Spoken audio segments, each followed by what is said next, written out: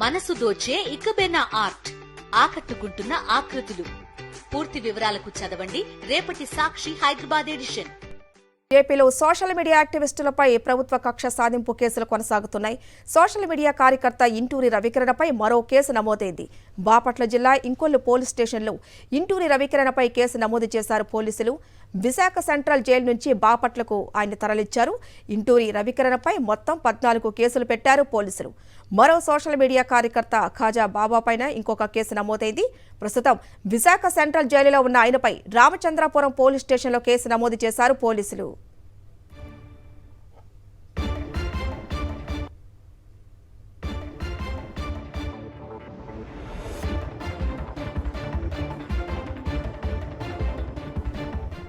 కూటమి ప్రభుత్వం కక్ష సాధింపుపై మరింత సమాచారాన్ని మా ప్రతినిధి అనిల్ లైవ్ ద్వారా అందిస్తారు.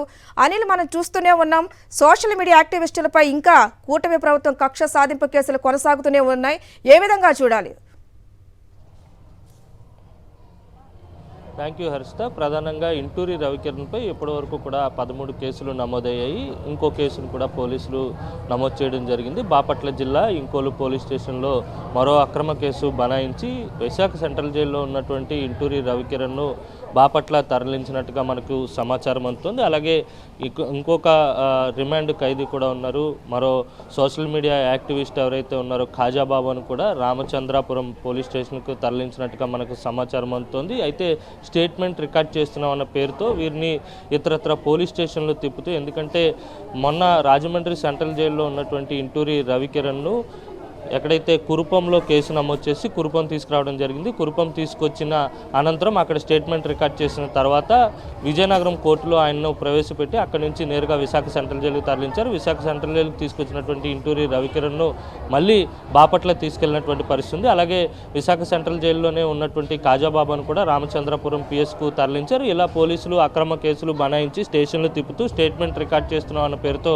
కాలయాపన చేస్తూ ఎవరైతే సోషల్ మీడియా యాక్టివిస్టులు ఉన్నారో వారందరినీ కూడా ఇబ్బంది పెట్టేటువంటి ప్రయత్నం చేస్తున్నారు. ఒకే కంప్లైంట్ను ఇతరత్ర పోలీస్ స్టేషన్లో ఇప్పించి ఎవరైతే జనసేనకు సంబంధించినటువంటి కార్యకర్తలు కావచ్చు, లేకపోతే తెలుగుదేశం పార్టీకి సంబంధించినటువంటి కార్యకర్తలు కావచ్చు, ఇలా వేరు పోలీస్ స్టేషన్లో వారిపై ఫిర్యాదులు ఇప్పించి ఆ కేసులో నమోదు చేసి వారిని ఇక్కడి నుంచి తరలించి స్టేట్మెంట్ రికార్డ్ చేస్తున్నామన్న పేరుతో పూర్తి స్థాయిలో పోలీసులు వేధిస్తున్నటువంటి పరిస్థితి ఉంది. మొదట ఇంటూరి రవికిరణ్ను రాజమండ్రి తీసుకెళ్లినటువంటి పోలీసులు విపరీతంగా వేధించారు. రాజమండ్రికి సంబంధించినటువంటి ప్రకాష్ నగర్ సిఏ బాజీలాల్ అయితే మాత్రం ఇంటూరి రవికిరణ్ అత్యంత ఇబ్బందికి గురి చేసినటువంటి సందర్భాలు ఉన్నాయి. అలాగే దువ్వాడ పోలీసులు కావచ్చు, మహారాణిపేట పోలీసులు కావచ్చు, స్టేట్మెంట్ రికార్డ్ చేస్తున్నాం అన్న పేరుతో చాలా కాలయాపన చేసి ఇబ్బంది పెట్టేటువంటి ప్రయత్నం చేశారు. అయితే ఇంటూరి రవికిరణ్ భార్య 2 రోజుల క్రితం మీడియాతో మాట్లాడుతూ ఇంటూరి రవికిరణ్ ఆరోగ్యానికి సంబంధించి ప్రభుత్వం జాగ్రత్త తీసుకోవాలి, ఎందుకంటే ఆయన ఇప్పటికే గుండె సంబంధిత ఇబ్బందితో బాధపడుతున్నారు కనుక ఖచ్చితంగా ఆయన ఆరోగ్యం పట్ల శ్రద్ధ వహించాలని చెప్పి